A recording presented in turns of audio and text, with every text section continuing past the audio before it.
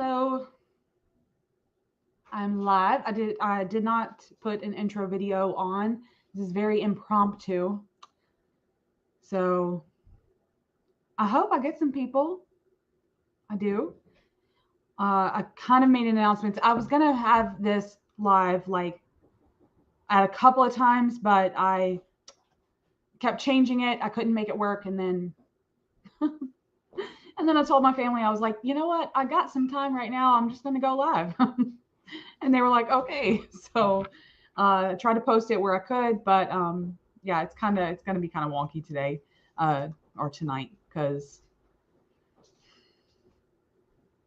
it's too not a lot's happening tonight, and so I could kind of make it work. So we will allow a few minutes to let some people in. I hope everyone is having a good night. I had just gotten back from um, my son had a soccer game at 6 o'clock tonight, and it was so windy that I sat there shivering the whole time. Um, and then we had just gotten back at like 7:30, and then scarfed down some food really fast because we didn't get to eat dinner because we were at the game. Um, so I had to kind of rush around to even like decide I was going to go live tonight. So. But I kind of wanted this to be kind of a Feral Live anyway, just kind of a hangout and a chat. I want to talk about some books, and I want to talk about some decks that I've got coming out, um, and just kind of chat with you guys about my creativity for a little bit and show y'all what's going on. And I actually got some surprises for you guys. Um, if we get there, I don't know if we'll get to the surprises. I might have to make a separate live for that. Um, but I want to kind of talk about the book that I just had come out and the next one that's coming out. Uh, just finished the manuscript for that one, so I'm kind of in the editing stage. That'll come out on the summer solstice, and so I got that book coming out. But Feral Witch just came out, and I've gotten a lot of good feedback on it. So we kind of touch on that, and I've got a couple of decks that had like just hit the market. Um, and I kind of want to touch on the decks too because I'm really excited about the deck creations. Um, so yeah, y'all just we'll pile in, we'll see what's going on with it. I'm trying to see if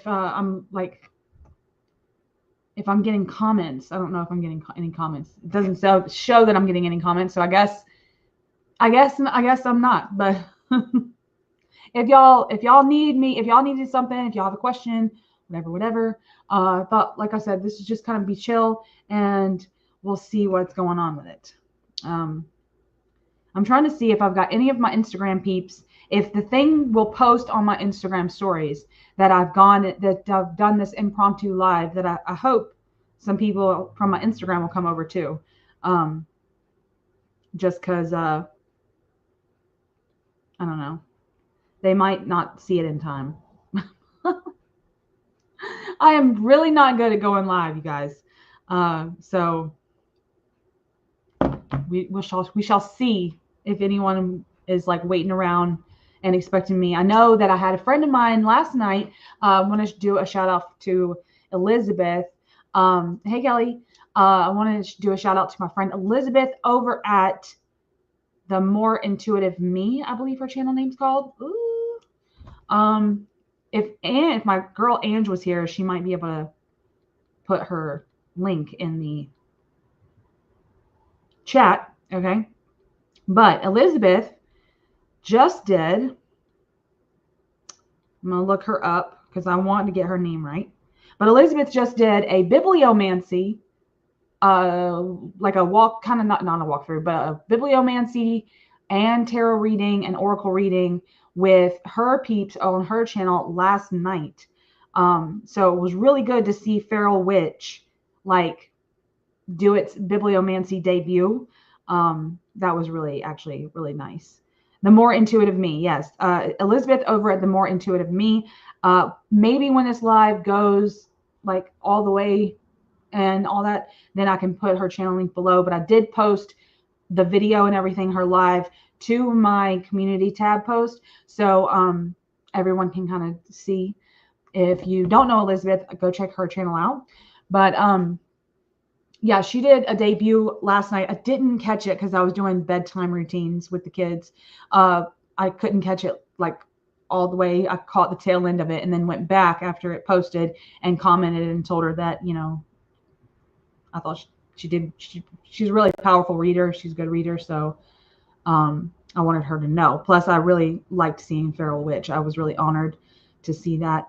And actually, even possibly even more honored because she made mention of the fact that she wasn't particularly a poetry lover and that Feral Witch kind of called out to her. So I felt extremely honored to have her pick Feral Witch to bibliomancy with, even though she doesn't really, jive with poetry all that well.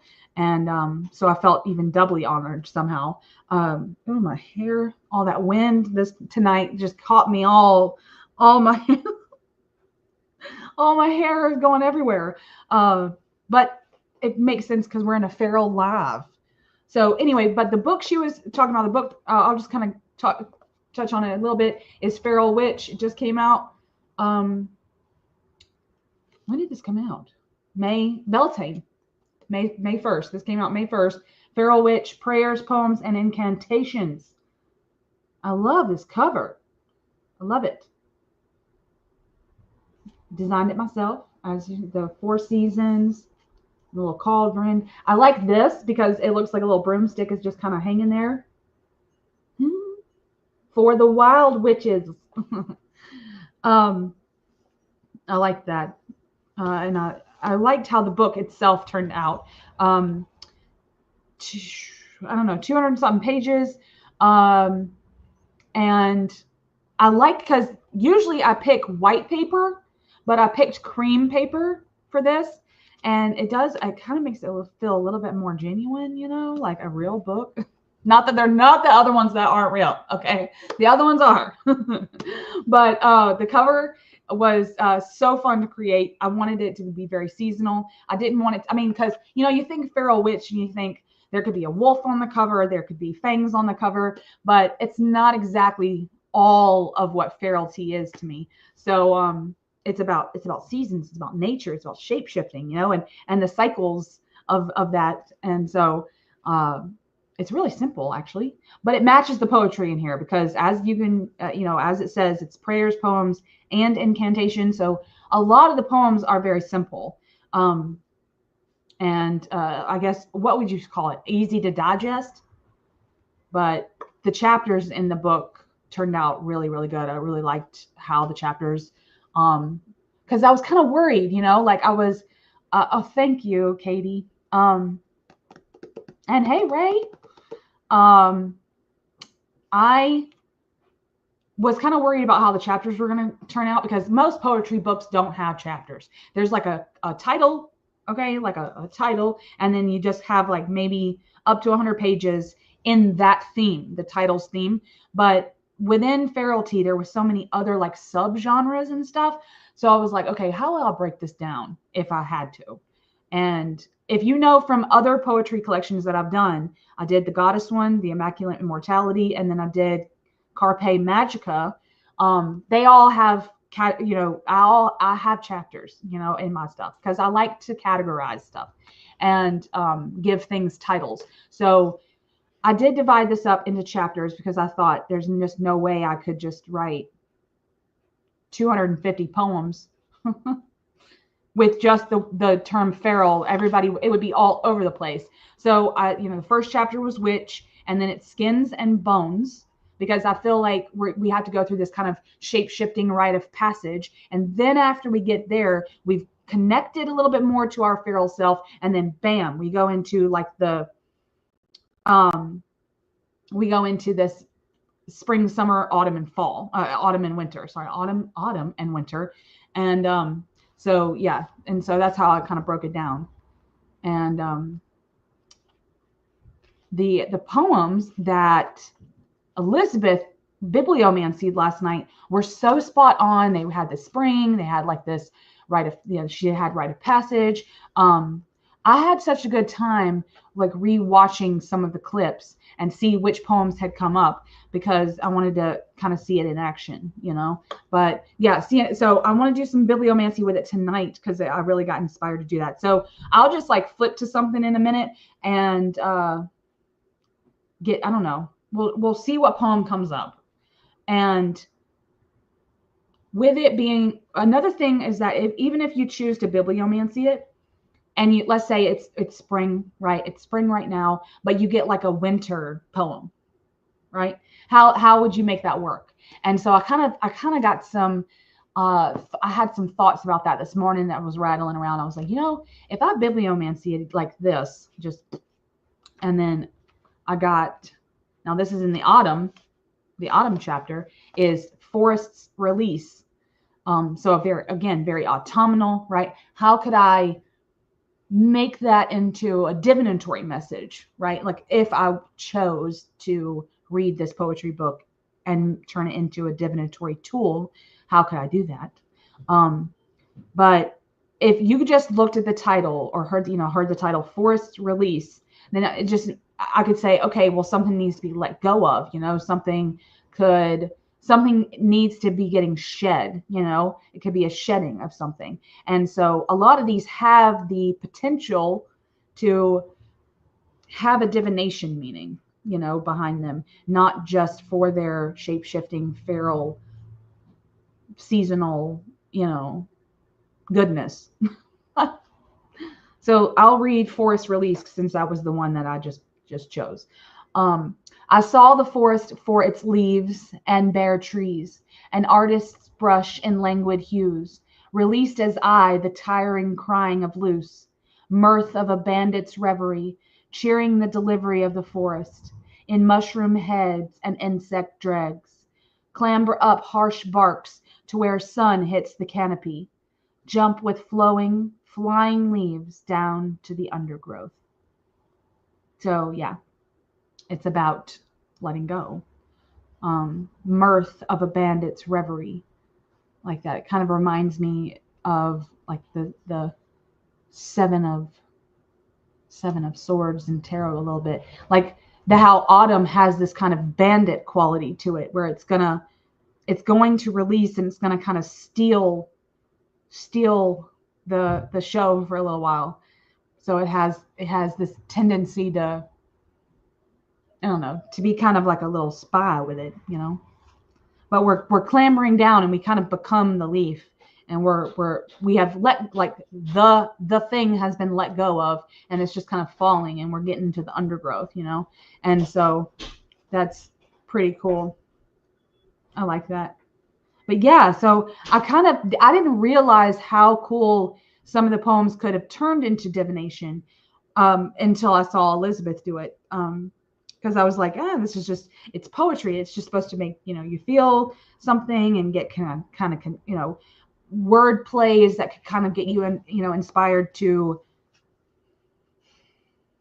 get in touch with nature a little bit, And so that was my goal, was that like people could pick it up and they could kind of read, and it'd be like this easy reading, like easy like Sunday morning kind of thing. Easy like Sunday morning. And get in touch with their feral self, but also get in touch with the cycles and stuff like that. But seeing it in this divination way really got my gears going, and I was very inspired to look at even my own creations in different ways. So, but I'm so glad that y'all have ordered it. I'm like super, super happy that, I've been getting tons of support for it. So, but I have done a video. I just wanted to let y'all know that I've done a regular video, not a live, but a regular video on the channel where I kind of go through some of, I guess you'd say my favorites, even though I really don't like to say that. I feel like it would make the other ones feel bad. But I did. I went through and just kind of read off some of the poems, and they are, the ones that came up in that video were really good too. So I'm really proud of this book. And I need to come up with, I've got some ideas for some poetry books that are themed that are under 250 pages.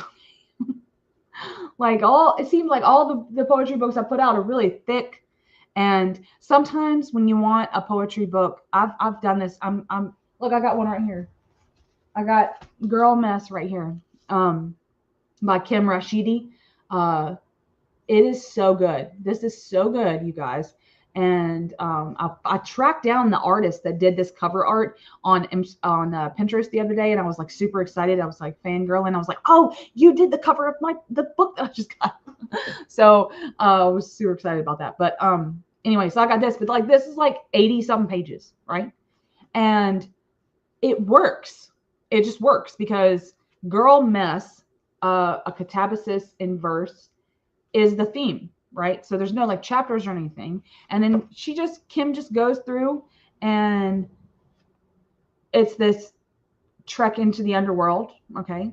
And she just goes on for 88 pages and does this like epic kind of thing with her poetry.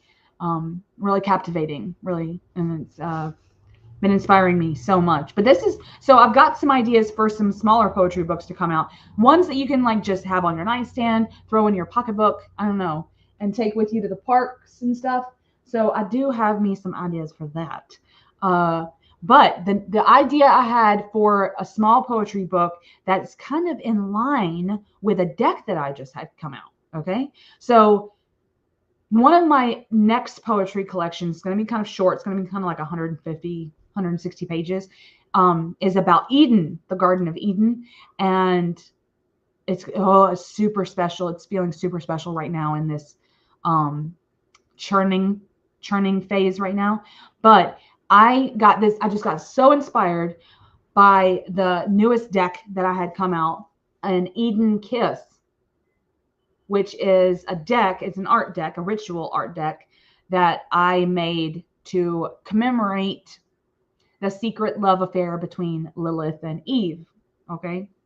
So Lilith and Eve have found each other in the garden, like the corner of the garden, and they kind of sneak off, and they have this like real kindred friendship and love and possibly even romance. Just all of it, just all of this. They have like such a huge connection. And so I kind of got them out of the garden for a little while, and or what I really did was I kind of like told Lilith, I was like, okay, like just like go get Eve, and then like go have some fun. Y'all just like go and have like girls' night out sometimes. So this whole deck is commemorating the like clandestine secret affair between Lilith and Eve. And Lilith has been with me in terms of like abstract spiritism. Lilith has been with me for a long time, almost as long as Hecate. And so but every time I seem to work with Lilith, I learn more about Eve, you know, and the creation story has always been a favorite. Paradise Lost and that specific rendition has been my favorite. And just like the way that Lilith is portrayed in Sumer and in Mesopotamia and the alphabet of Ben Sira, and like all of her mythos and folklore, I kind of coagulate a little bit into how I see her. And anyway, point is that I learned so much about Eve whenever I'm working with Lilith. So it just made sense for this deck to like lead me down even further quests with both of them. And it really has. I've been working a lot with it. And then the other day I actually pulled this card because I wanted to do some bibliomancy, and I pulled this card, Tickled. I called this card Tickled Sensitive. And I pulled the Tickled Sensitive poem with it, and I posted it on Instagram. But I did some bibliomancy, and then I pulled a card for the poem that I got, and they just like worked really, really well together. So I was like, this is going to be good. But yeah, so I got this one, but I think I want to do the poetry book that's coming out. I don't even know. Usually I have deadlines because I've got a couple of coming out this year. Like I said, the one that comes out on the summer solstice that's pretty much already done. And then I've got one supposed to come out in August. And then I've got 2 witchcraft books, albeit small kind of witchcraft books. Two witchcraft books coming out in October. But they're not poetry. There's something different, something fancy, something really, I don't know, experimental. I'll say that these 2 books that I got coming out in October for witchcraft specifically, are really experimental. They're going to be kind of unique, but kind of like a zine mixed with a monograph mixed with a book. So it's kind of like they're kind of a mixture of all of them, really. But I have added some poetry into both of them so far, so we'll see. But anyway, I think I had just finished the cover of the Eden poetry book, and I love it. I'm going to love working on that. I'm going to love working on it because I had so many ideas that directly come from making this deck. So I'll just show you some cards. Like, let's be real here. Love that I made Eve in this particular image. Mother Mary. I don't know. There's something so like rebellious about that I kind of liked it. I was like, yeah. Lilith has shown up for you. That's so cool. Lilith is, you know, I was watching somebody on Instagram the other day and they were like, Lilith is not a pagan goddess. And I was like, who cares? You know, like at the end of the day, do you really care? Now I guess okay, I'll say this. Yes, at some point you should care only because you need to kind of know where she comes from, like her mythos, her folklore, stuff like that.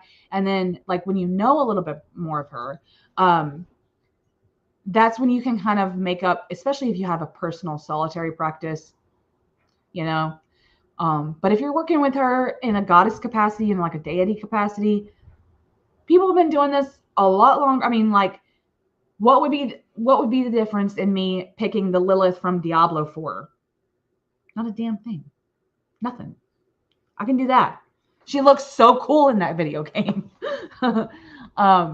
This is my bleeding heart spell. I gotta glare because I have all my lights on so that y'all can see me, because otherwise it'd be really dark and y'all wouldn't be able to see anything.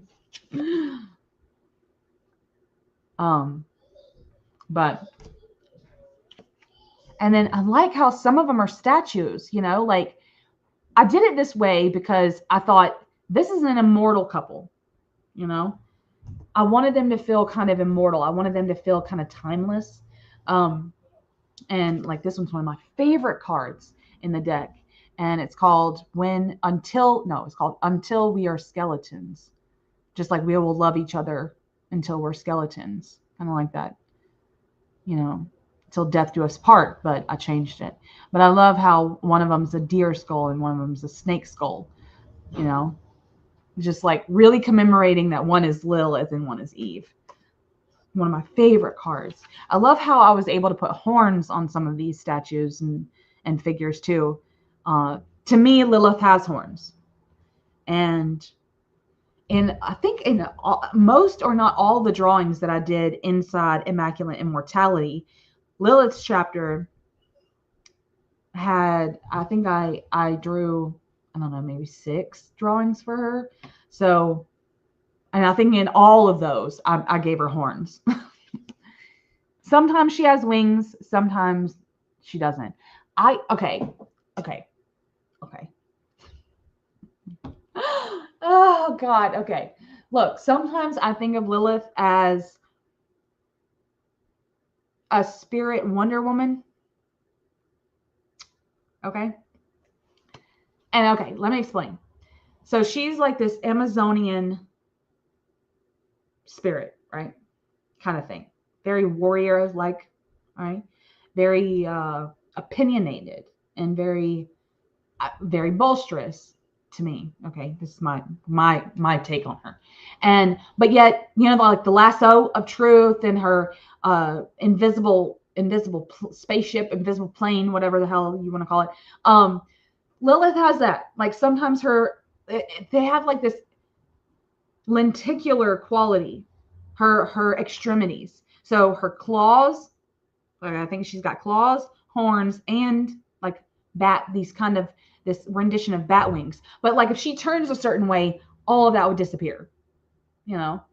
And it's kind of like only in a certain light or only when she wants you to see them. The horns will appear, her claws will appear, her wings will appear. But otherwise, she's just like standing there and like she goes to like red carpet it and then she just like shoves a shoulder there. Everything would disappear and she just kind of looks, I don't know, just regular bodied. I don't know how else to say that. So I tried to depict that in this deck, but nobody would know that looking at these images because they're not in my head. So, but yeah, Lilith is my Wonder Woman, I guess, for all intents and purposes. More so than Wonder Woman. Because I'm a mom of 3 boys, okay? Superheroes were my life for like the first 12 years of raising boys, okay? Just Marvel and DC, everything. And it made me miss the Disney era, like not the Disney era, the Pixar era, where it was like all Cars and Toy Story, you know? Like for a couple of years there, just like a couple, we had like Cars every day. Every day we were watching Cars. And then they liked, they liked Toy Story here and there. And then of course they're like boy cartoon shows that kind of thing, where I don't mean to say it like that. I mean, just like their favorite TV shows that were very, not really family. Like you could just tell it was just like action and cars and blah, blah, blah, it was my whole life. So sometimes when I work with Lilith, I work with her in this kind of, Superwoman, Wonder Woman kind of aspect where it's just because that's where my brain always is or always seems to go. This is one of my favorites too. They're in the bath. They're bathing in serpent fire. So I call this one. I love how the tattoos turned out because I kind of tattooed some of them. My camera is not going to pick that up, but it turned out really good. Like you have to, when you're doing digital collage, you have to zoom in really, really far to be able to get to the pixel framework to where you can like really kind of draw what you want. And then zoom back out and see if you did it right. See if it was, like you have to twist it. So it took a lot of work, but I was actually pretty satisfied with them, how they turned out. And then putting the horns on them and making sure that those were in the right spot. I talked about this before. I think oh my gosh, I think I had a shape-shifting video a while ago on the channel. And I talked about what it takes to shapeshift, like, and what would it in a fantasy way. Like, if you think about it, the wings can only go in one spot. They can only be attached to the shoulder blades. Otherwise, you're getting no aerodynamics whatsoever, So it's not like they would be on the lower back, right? Unless you're Hermes and you got them on your feet, which is weird to me. Don't go me down that rabbit hole. And then the horns would have to go in right here, somewhere right here, depending on if you're 2-legged or 4-legged walking. So I don't know. I think about, it's weird how much I think about where my horns and where my wings would go. So when it comes time to like putting them on figures in art, I'm like, okay, well, her head is down, right? Her head's down. She's kind of bowed, but it's like she's angled different. So this one would have to be shorter than this one. And you really have to kind of go on this artistic weird journey to figure out, do these look like they're actually coming out of her head, or I just pasted them here? So sometimes it can be kind of wonky.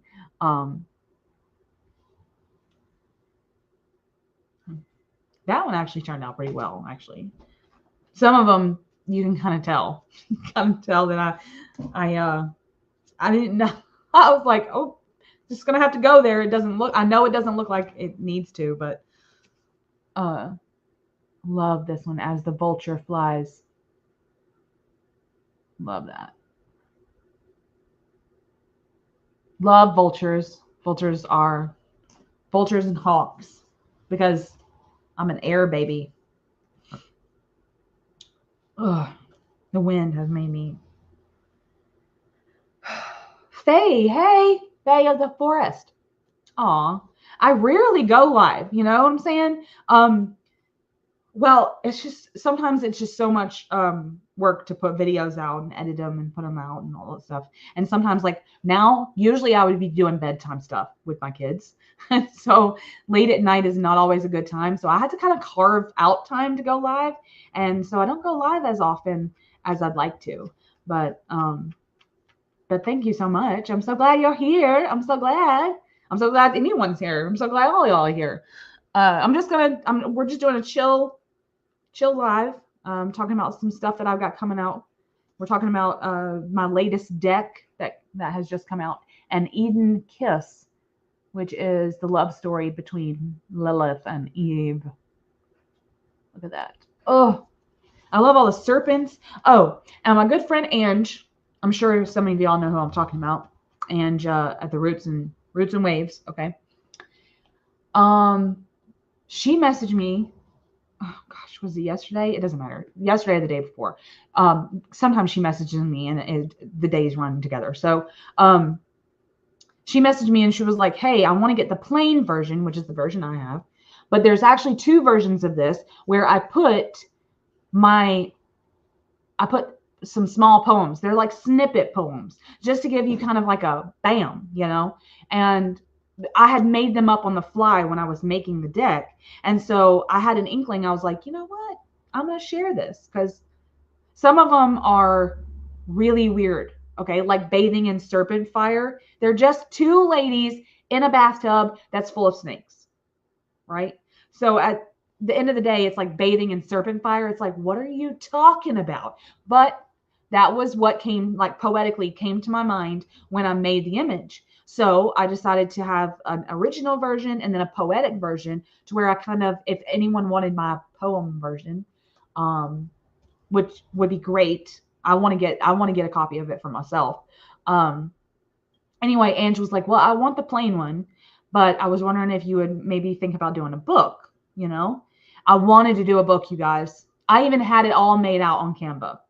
It was like 160 pages, where you'd have an image on one side, like the image of the card. And then on the other side, you have like a poem, maybe a divination meaning, maybe a little bit about the backstory of the image. Because I had made stories, right? I had made up like kind of like actual stories. Like, we're capturing 72 moments in their love story, you know? So I wanted to do a book, but then I realized when you make stuff on Make Playing Cards, okay, it is so annoying, okay? Because a deck like this, coming standard smooth, right, which is one of the lowest settings you can, even though I do, this is like one of my favorite card stocks besides the linen on there, because it's thick and I'm really severe when I shuffle. So I like this one, but it was like $40-something. Plus you have to ship it to yourself, which costs you like 10 or 12 US. And, so already you're like, God, this is expensive. And then you add a book. So I was going to add a book, the book that I had written or started to, and it was going to make it like $70-something. And I was like, I'm not doing that to my people. Like, all these people out there, I cannot do that to them.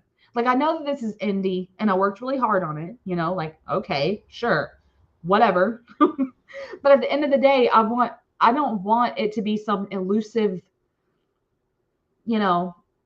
unattainable deck. At the end of the day, I want like whoever is jonesing for it really, like, maybe works with Lilith or works with Eve. Hell, works with Eve. Works in this kind of like really cool way with the divine feminine. I want them to have access to it. That's just the rub. That's how I price my books and my decks, because I just don't want it to be one of those things where I'm like pricing everything out to where in an inch of its life to where no one would be able to afford any of my stuff, you know? And I've kind of had to, since being on Make Playing Cards, I've had to kind of learn. So anyway, point is, I talked to Ange and I was like, yeah, I've been planning on making the book, but I don't know how to like really do it. So I've written the divinatory meanings all down in this book, in this 160-page book.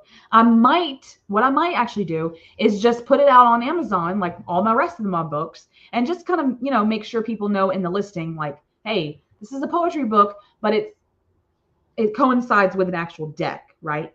And so it wouldn't be for everyone in the internet, but it would be available there, or I could do it like a PDF, but a 160-page PDF sounds like a lot.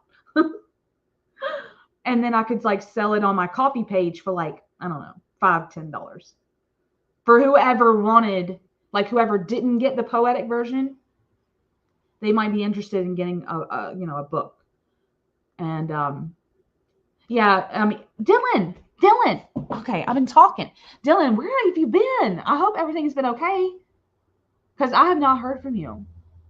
Okay, and I've been noticing your absence. So oh,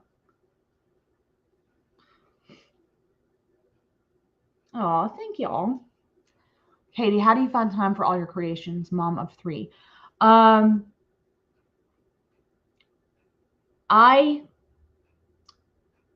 Okay. Tips. All right. Let's just talk about this for a second. Okay. I utilize nap time and bedtime. And I have no outside help, like outside of my house. So only the people that live with me are helping with the baby. Now me and my husband's first 2 kids are late teens. Okay. One of them just turned 16 the other day. And then the other one's 17. He'll be 18 in September. So they're almost grown. And then I don't know, something happened and me and my husband decided, let's have another one. Which is sarcasm. Okay. We started all the way over and had a baby, had another baby 2 years ago, which was a complete and utter shocker. And,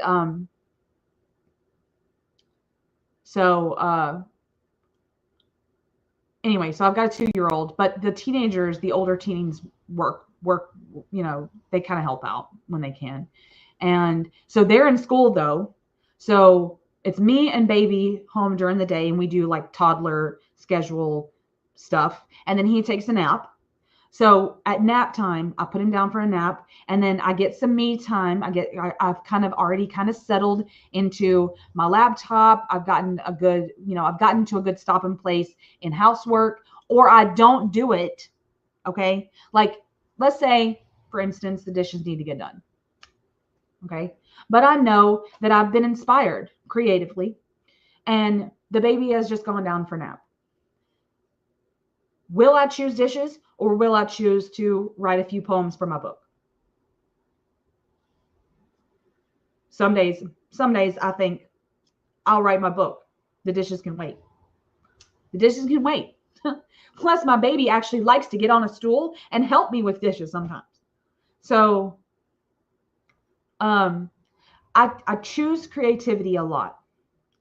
Even and like I said, I'm not doing it like my house is complete filth, okay, or the laundry's piled up, okay. None of that's happening.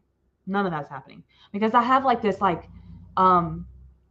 have a checklist, a weekly checklist of everything I have to get done in terms of housework. So I have, I kind of do housework while I'm doing the toddler stuff during the day. And then by the time the teenagers get home at night, then it's kind of making dinner and like wind down time, baths, showers, bed, right?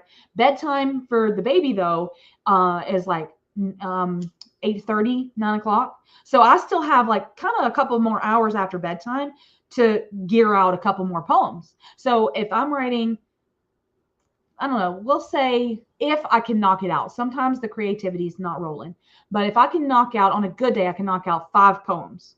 good poems that I'm excited about. And then the next day I'll work on those 5 poems, like in terms of like editing them, seeing if they sound good to me, and then I'll move on.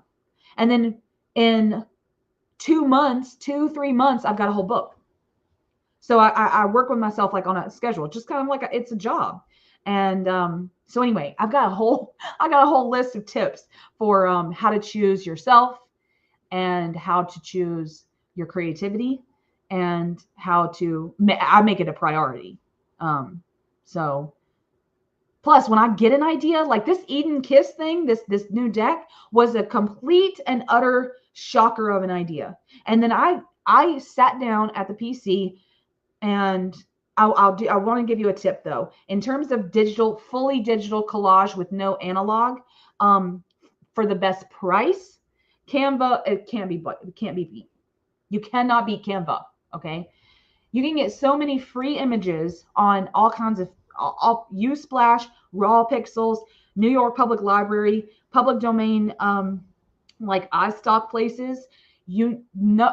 Not all of them you have to have subscriptions for. You can get a whole bunch of free images to work with, and then use the background. You do have to subscribe to Canva for like $30 a month to get their background remover. They have the best in the business, in my opinion, because they really go around the edges really, really well. So anyway, I've got a lot of tips for creativity, and I just got into digital collage. But anyway, okay, so let me check on that. I was talking you guys' ear off. Let me say.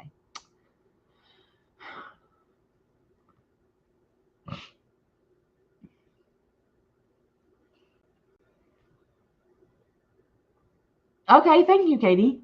That makes sense. That you got the original plain one, but you'd like to have a book. Okay, that makes a lot of sense. I figured that a lot of y'all would like the plain one because then you could use the intuition, and then you could always have the book, and it would be kind of like a guidebook. It would be a guidebook, and then you could use it or not use it.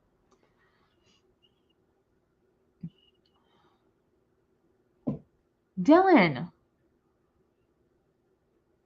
I'm so sorry. You were his caretaker, right? I'm so sorry. When I lost my dad a couple years ago. That was hard. Oh, I hate that. Oh.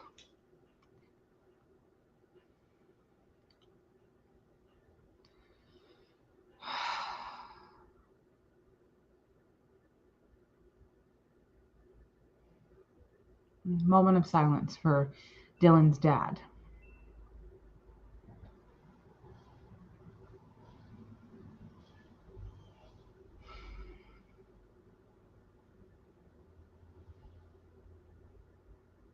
Okay. So anyway, that's what's going on. Eden Kiss. I've gotten a lot of good feedback about this. Actually, okay, listen. For some fangirl stuff, all right? Rose Bay. Okay. Rose Bay on Instagram found out about an Eden Kiss, okay? And shared my post or whatever. And I was fangirling so hard. I was like, girl, you did not know what this means to me because you're the like digital art queen. You're like the digital art queen. Well, there's 2 run-ins, okay? Like between her and Tiara May, they are running the shop. They're closing the market over in that corner, you know what I'm saying?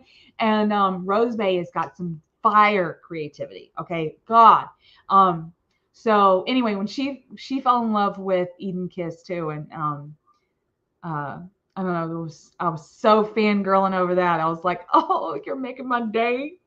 So I can't wait for her to get it.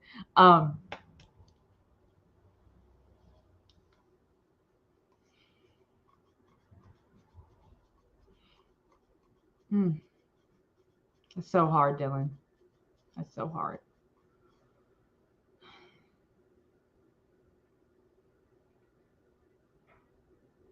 Well, I'm sending you some love, okay? Sending you some love. I'm sending you some positive, good vibes because I'm feeling really good right now. So I'm sending some your way. I'm glad you showed up, okay? But I'm glad you're here.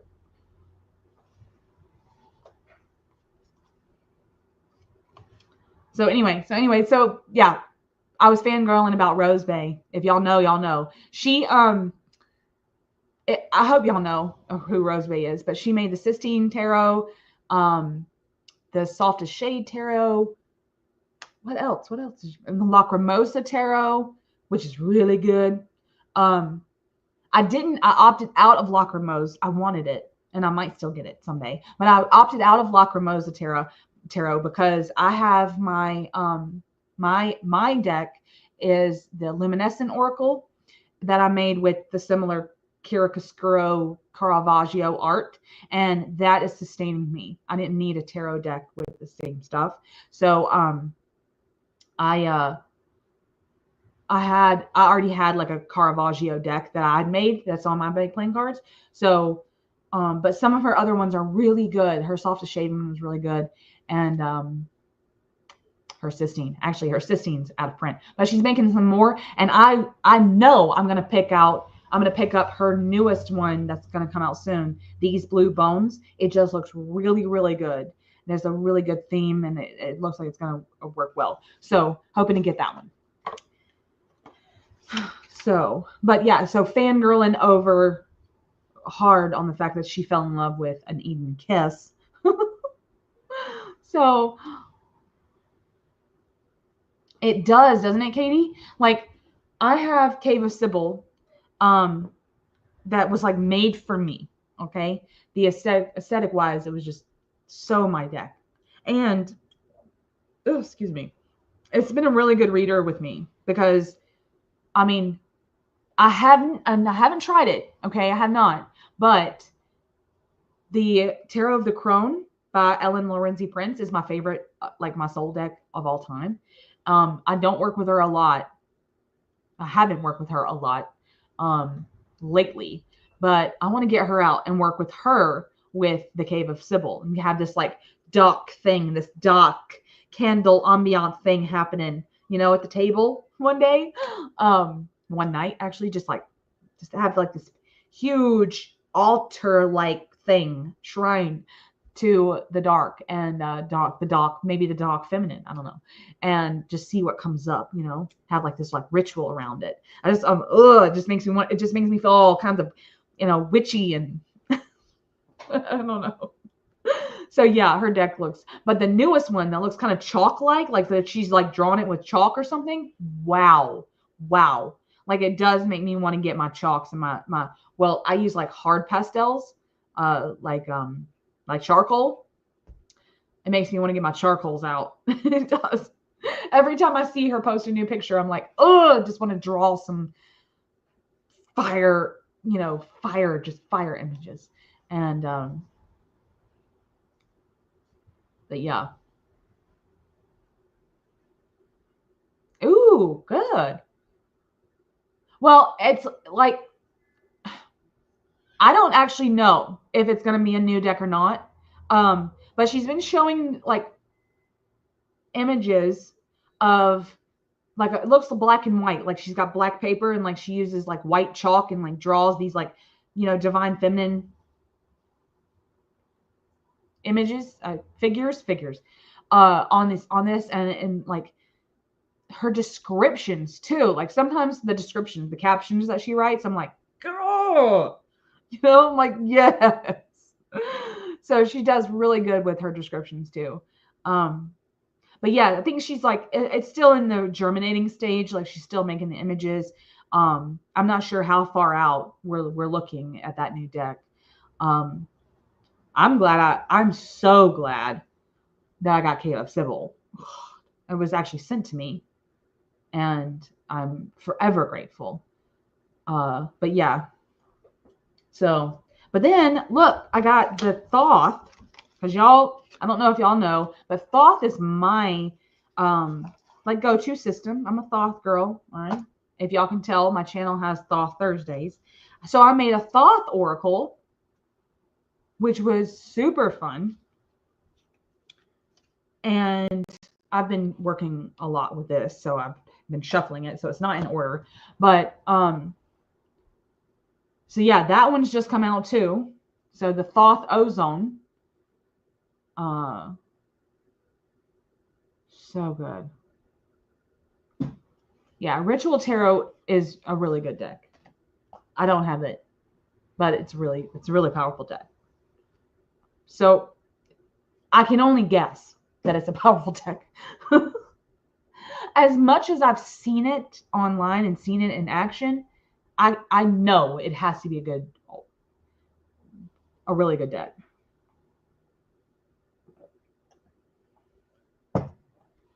But when I made Thoth Ozone,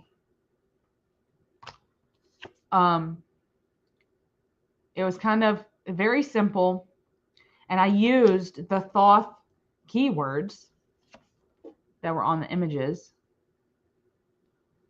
and tried to come up with this oracle system. How do I want to say it? To make it an easy Thoth, you know? So many people struggle with Thoth, and I'm like, at the end of the day, it's still a tarot deck. Yeah, it's very hermetic. It's very ceremonial, I mean, yeah, it does. It's got a lot of stuff jam-packed in there that I've tried to unpack. But at the end of the day, the essence, after studying it for years and years and years, I have felt very confident about knowing the essence of the meanings of the cards, So I decided to put that quite literally put it to the test and figure out if I could make an oracle that would feel like the essence of Thoth, but be oracular in nature and be, like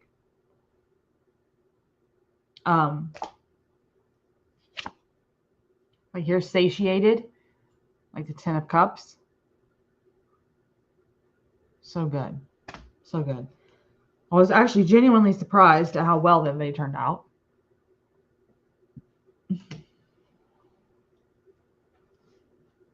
Oh, this one's good. This one is the Aeon card, which is called Tomorrow's Void.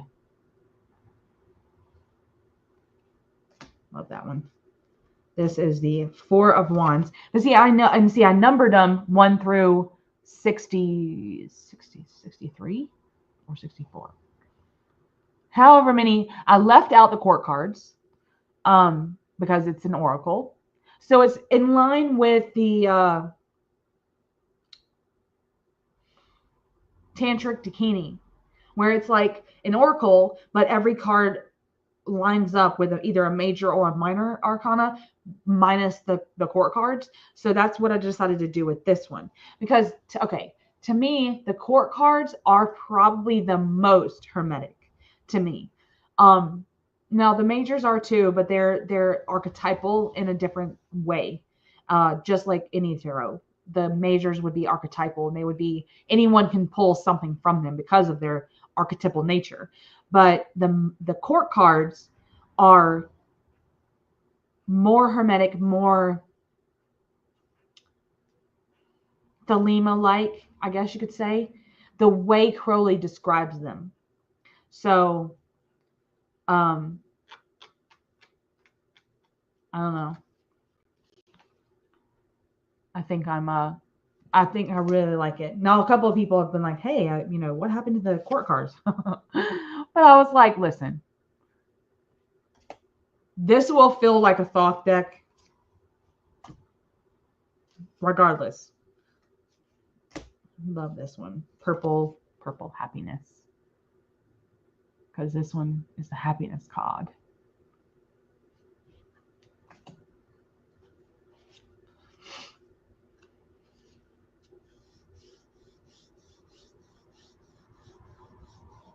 Oh, I didn't hear that. So she's making a guidebook for Cave of Sybil? Are they, Katie? I haven't heard that. So what's the deal? Why are people struggling with it? Is it because of her poems or something else? Oh, her poems and meanings are super personal, so it makes sense that people wouldn't understand it. What do you mean? You know what? It's right here. Let me get it. Okay. I'm back. Let's dig this out. All right. Maybe I can help y'all if y'all need it. I love this deck. I want to see what the struggle is. What, I don't know. Oh, that's right. She's doing a Kickstarter. Yeah. All right. Let's bibliomancy one. Shall we? Y'all tell me, what have people been saying about it? Like, why are people struggling with it? Is it the poems themselves?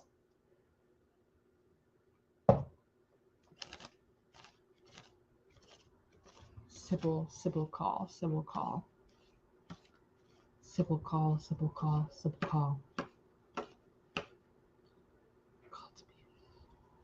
Okay. All right. I got masked. Let me find masked. Oh, probably more complicated than I thought it was going to be. Okay. I know that probably masked is at the top somewhere, because I know that I pulled that just like last week sometime. So that should be right at the top or on the bottom. Watch it be somewhere in the middle. That's going to piss me off. Because here I am thinking it's going to be so close.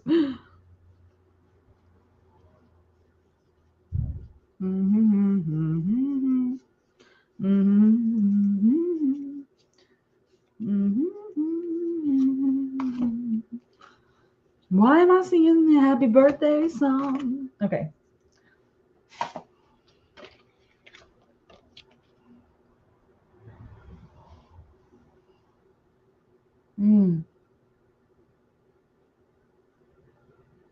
Yeah. And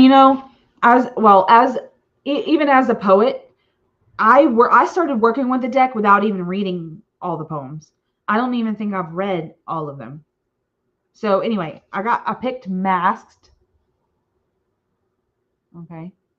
Gorgeous. Love the triangular nature of this. Because it feels like I'm masked, but there's this divinity to it, right? Like we're heading up to the light, like this mask, and then all this is leading up. Kind of, we're leading up to I don't know, an apex of some kind. So anyway, 7 heads and 10 horns broke through the mask you wear. Blood comes out singing, 1,000 panting tongues. Okay, so 7 heads and 7 horns. Sorry, 7 heads and 10 horns makes me think of the beast from the Whore of Babylon. Okay, so that's the 7-headed beast. So automatically it's connection to the Whore of Babylon, which links us to the dark feminine, which links us to the Sybil, the prophetic Sybil. Let's see. Let me look at the image. And then it says, broke through the mask you wear. So the seven heads and 10 horns broke through the mask you wear. So the beast, the 7-headed beast, is what's going to break the mask for you. So it's going to be like a tower moment kind of a thing. Blood comes out singing, 1,000 panting tongues. Again, that makes me think of Babel. Again, that leads us back to Babylon, which leads us to the Whore of Babylon. So I'm thinking abominations. I'm thinking the blood's coming out singing. I'm thinking I'm going to bleed. This is martyrdom. This is a masked martyrdom. I'm bleeding out, but I'm singing. So I'm happy that I'm bleeding. So it's a martyr. It's a heroic thing. I'm wearing the mask of the hero. But I'm going to be martyred for it, being the hero. So it's like Christ consciousness too, a little bit. The hero that gets martyred, the sacrifice kind of a thing. So that's how I kind of read into the poems of this deck. Very short, very simple poems. But then also the images, like Katie said, the images speak for themselves. So it's like sometimes you don't even have to read the poems. Oh, I do remember you saying that you struggle with poems sometimes, Dylan.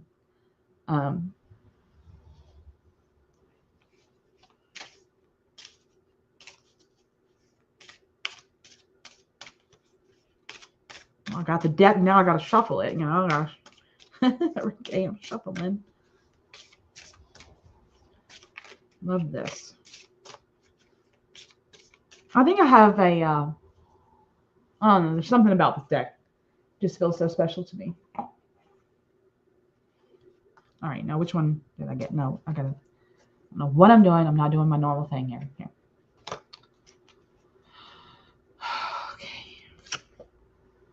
Oh, I got Ego. Ego.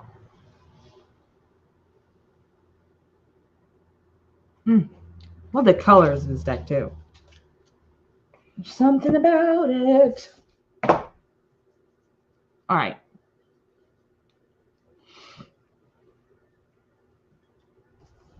So, well, I was talking about my thoughts deck, but anyway, well,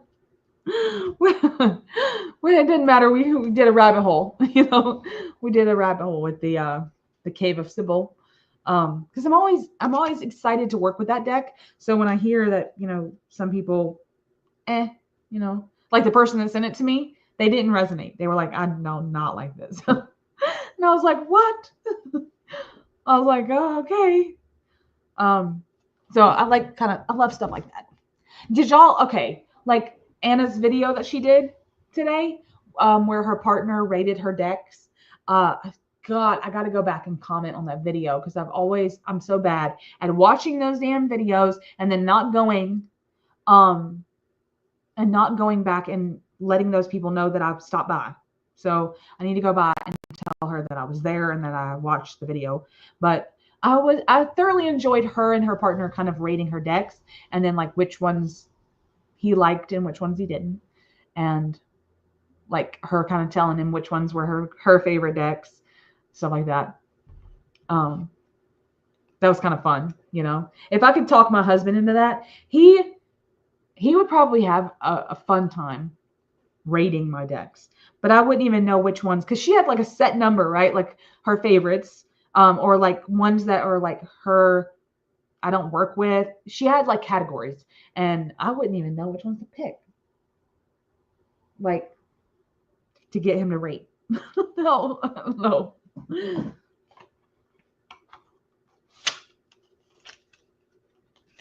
So anyway, I'm trying to put all my decks back in their boxes.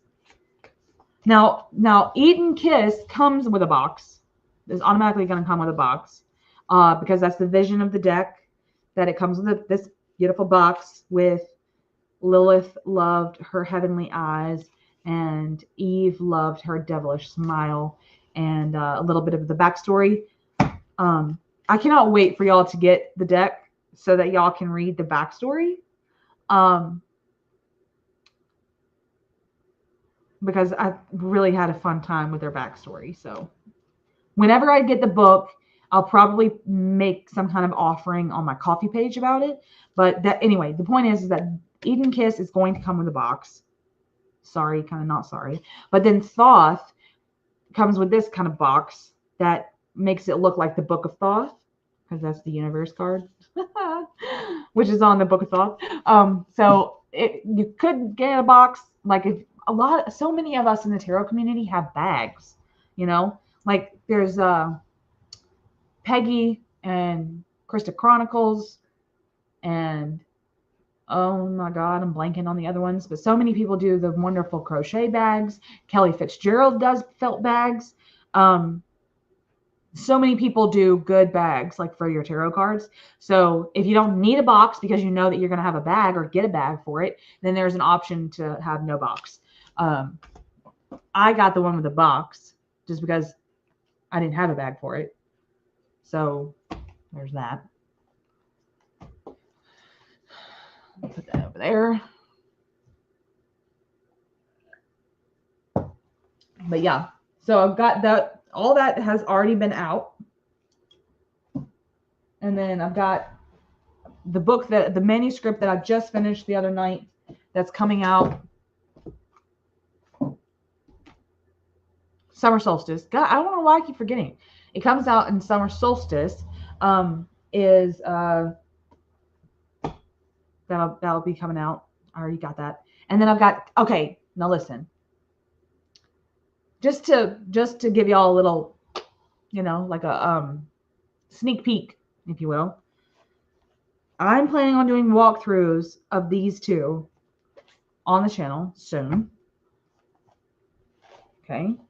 So sneak peeks, y'all are the first to see. Okay. I've got 2 other decks coming out. I just got the prototypes in on Friday, yesterday. 2 prototypes in the mail. Oh, super excited because Eden Kiss just came out. Thoth Ozon just came out. And I've got 2 others that I haven't put in review because they're technically not available yet. But yeah, I've got 2 other decks coming out soon.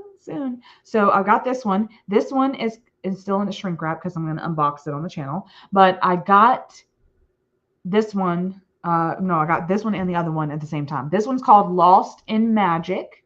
It's got a beautiful, this is very magic imagery, but also galaxy imagery. So it's digital. Both of them are digital collage, but one of them is digital collage that is really, really nice and simple, like Eden Kiss. Okay. And I worked really hard on this one. This one is the first card. It's called, God, why can't y'all ever see that? Can you focus for me?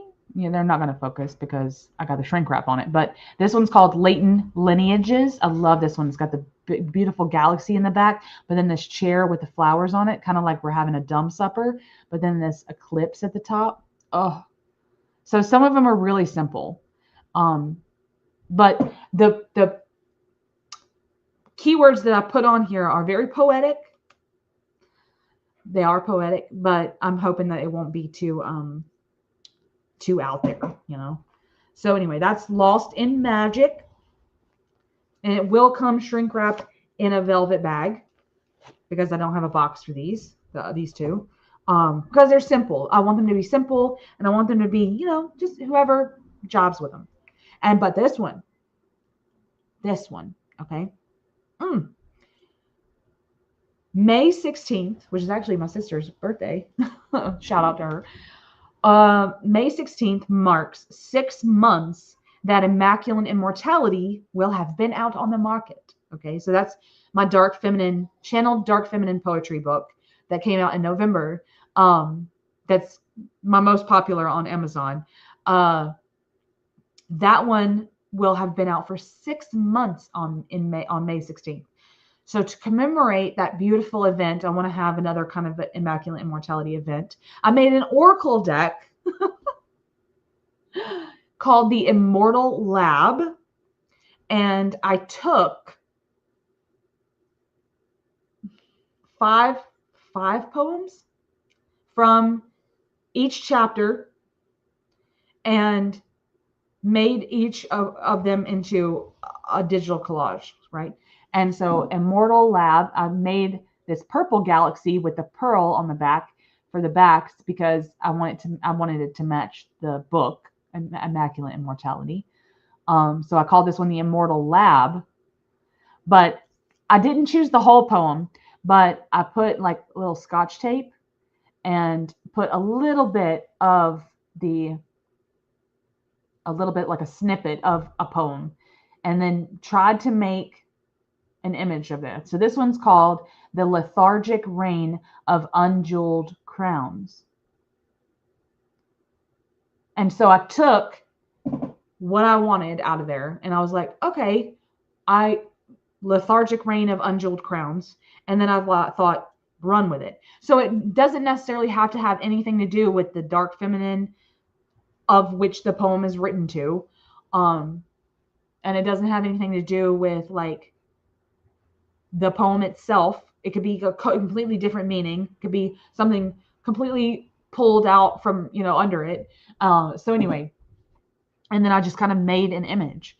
Now, if you're curious about some of the sneak peek images for this one, it's in I made a short video, like a shorts video, where I said, you know, some things are coming, a couple decks are coming, and it's in, like, this one is in there, so you'll be able to tell like which deck is which. But so I got this one in there, and I got Eden Kiss, and then I got Thoth Ozone. All of my digital collages are in there. But then I left out Lost in Magic. So it was actually technically 4 decks that were coming out.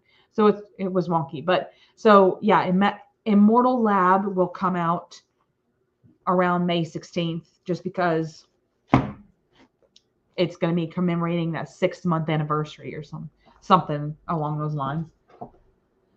But yeah, so that's all I got going on. I got so much happening right now behind the scenes. I know, Dylan, isn't it pretty? Oh, thanks. I'll tell her you said that. But yeah, so Feral Witch just came out. Also, Carpe Magica. I kind of feel like this one, Immaculate Immortality, is still pretty popular. Okay, like that's my most popular, right? But then Carpe Magica came out, and then that one was like, right? Like only like a hand, like maybe 2. I think 2 people bought that book.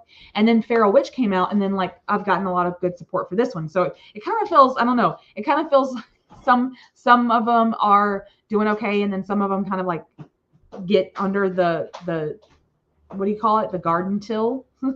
So I don't know, but I'm really excited about this one coming out. Coincidentally, the one that's coming out in the summer solstice has nothing. Well, I won't say that. It's not a spiritual book. It's not a spiritual book. It's just my life poems, like just my life. There's a couple of them actually about losing my dad. There's a couple of them about motherhood, parenting, falling in love, being like a, you know, careers, just life, right? Like life quandaries and stuff. And so that one's going to be way more about life than all the other books, because all the other books I've had out so far have been about my spirituality, you know, witchcraft, magic, which are huge parts of my life, you know, like they are. But this one feels different and special in a different way. Just because of all these creative endeavors, this one's going to be the most raw, and it's going to be the most vulnerable, because it's going to be like my actual life, things from my actual life, problems with my parents, problems with family, problems with acceptance, problems with, you know, it's like anger, rage, you know, like feminine rage, menstruation. I actually have a poem that I wrote just the other month about birthing a baby and how that actually feels. And I tried to like commemorate that in a poem. I don't know, for anyone interested, not that that's something that you write poetry about. I did. So there's going to be really vulnerable, because it's like not niched to just my witchcraft or just my spirituality or my goddess practice. But summer solstice being what it is, it called for it to be more vulnerable. So, but if you're wanting to know a little bit more about Lennon's spirituality, then get any of my other ones. You know, like Carpe Magica has some of my really all-time favorite poems. This one has my favorite seasonal poetry in there. And then Immaculate Immortality is still up on my altar space to the goddess, because she's just, I still use her. I still have to, like, I still like reference her to pray and have a devotional practice to my spirits and the goddess. So no, I don't know. No, Dylan, when I say it's about childbirth, I mean, it's about child. It's not some fancy, I had a baby and it was the best experience of my life. No, I'm talking about, I had my babies natural, okay, with no medicine. So I tried to put into words what the pain actually felt like. So it's going to be, it's not going to be one of this, oh, this is the most beautiful thing that ever happened to me. No. It's going to be, this is the most painful thing that's ever happened to me in my life. So yeah, it's going to be mostly about pain. Actually, there's a lot of poems in the book about pain. Like pain thresholds and um, what you think you can endure, and then what you actually can't. Um, but yeah, so none of them are like hardly any of them are flowery, but the one that I wrote for my dad actually was really uh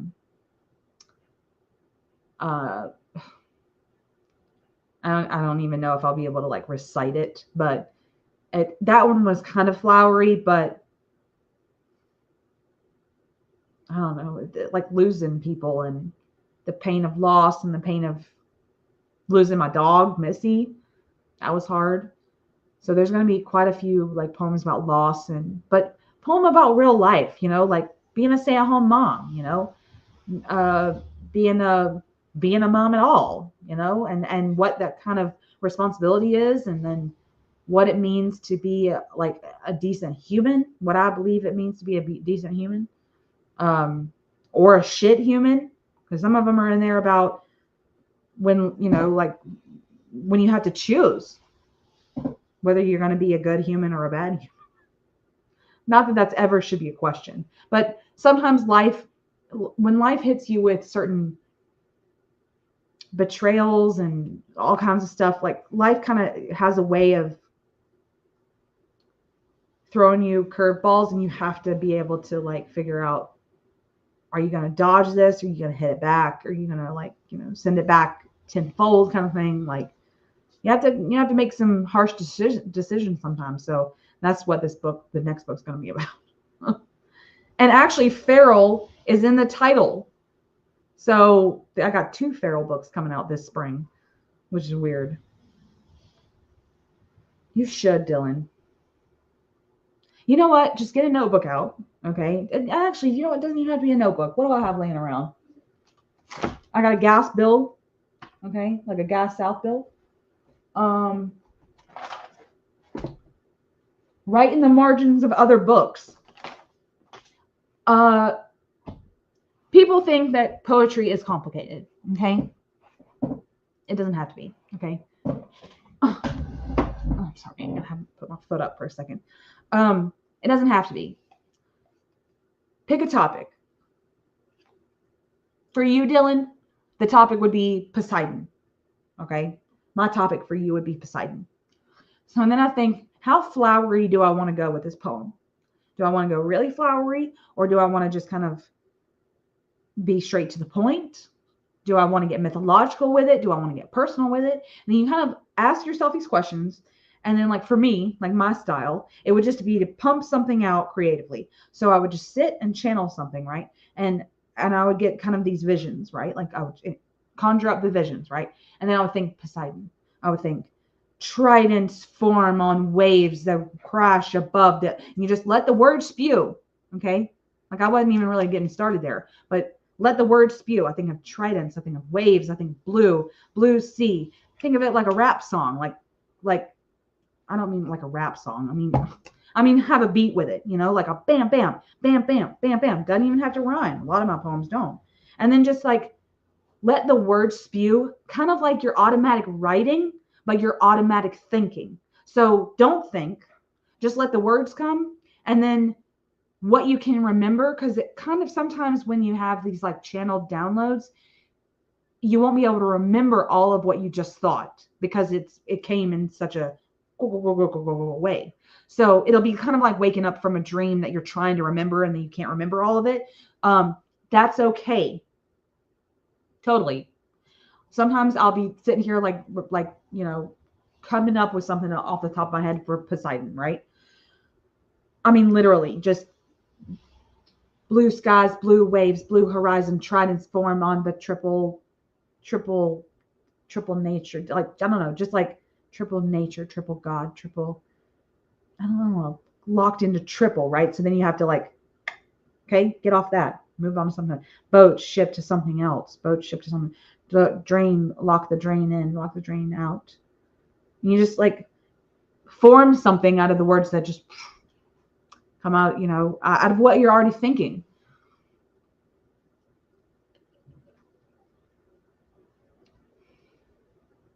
I don't know. What do y'all think?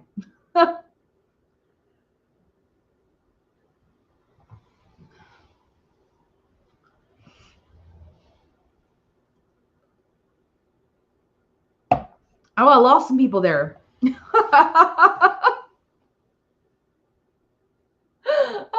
I guess they did not like me. I guess they didn't like me freestyling.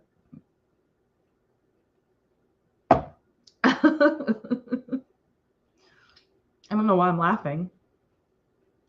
It's actually pretty sad that people didn't like my freestyling. Oh, but anyway.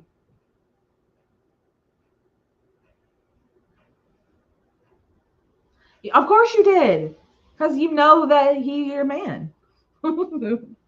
He's your God. He's not even your man. He's your God. More than that. Um, I mean, I'm assuming he's your mate. He's your patron, right? Close to it. But it was funny. Like we lost all the people, almost all the people in the live after I was like freestyling the poem. That was funny. Oh, and I have never even worked with Poseidon. So, but I don't know him like you do, right? You would probably have a whole bunch more adjectives and words that you could add in and then like automatic write, just get the words on the paper. Then when you have that or you've automatic thought it, mix it up, mix the words up, add word plays. So for me, Poseidon's about the sea, right? So you can think salty, briny, beaches. Then beaches make me think sand, which makes you think of oasis, which makes you think of the desert. You could go all over the place. Just start making up some weird word plays. Get out a thesaurus, okay? Because that's my favorite. Okay. And then start looking up synonyms and antonyms of certain words, and then bam, before you know it, you've written a poem and you didn't even know it. Oh, okay. Oh yeah. A lot of my goddesses are my mothers too, for sure. For sure. I mean, Hecate. Hecate is probably my, yeah, I'd probably say Hecate for me. Ooh, I like that. God of sable locks. Now, does that mean blonde locks, like blonde hair? Like sable's like the color straw, right? Like hay.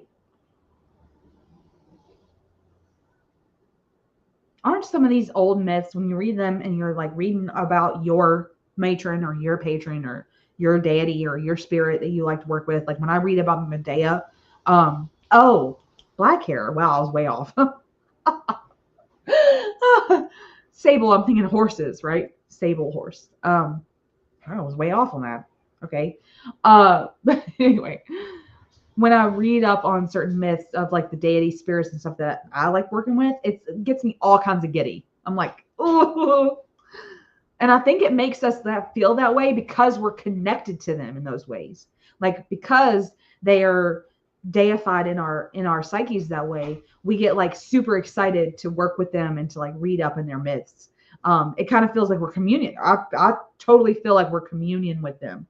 Um, like when I'd be reading Theogony, or for me, it would be like Euripides for Medea, um, or any of like the Chaldean mysteries for Hecate. I feel like I'm in deep communion with her whenever I do that. I feel kind of giddy. So, any of Lilith's myths, um, any of my other ones, all my other ones, all my other ones. I don't want to leave nobody out, just all of you, okay? So, hi, Jasmine. We're just chilling. I'm just chilling right now. I've already kind of talked about my books and my decks and stuff, but probably gonna get off here because I got bedtime stuff to do with my kitties still. Just or make sure that they're in bed. Okay. I go back there and just make sure go to sleep. But so yeah. Well, anyone that's coming on after the live, okay, is Okay, sorry. Brain. Anyone that is watching this after like it goes on YouTube for good, just know that I will come back into this description and let y'all know where y'all can purchase the books and purchase the decks. All my books are on Amazon and all my decks are on Make Playing Cards as of this moment. So you can just go and check out like my author pages on both those sites for all my upcoming releases. So Feral Witch is on Amazon now, just came out, and then be on the lookout Summer Solstice for book number 7, and then 2 other decks are coming out. But I want everyone is super excited about Lilith and Eve's love story right now. I'm getting super massive support on Lilith and Eve and this sapphic romance between them in this deck. So I'm getting a lot of good feedback from them. They're loving it. Okay. They're loving the feedback. So yeah, if y'all want to check out anything, all the links will be down below. Okay. Super happy that y'all came and chilled with me tonight to talk about this feral stuff that I got coming out. So I want to do some more lives. I will definitely come back and do some lives, and we'll just chill. We'll just chill some more. Okay. Now I'm gonna organize my decks.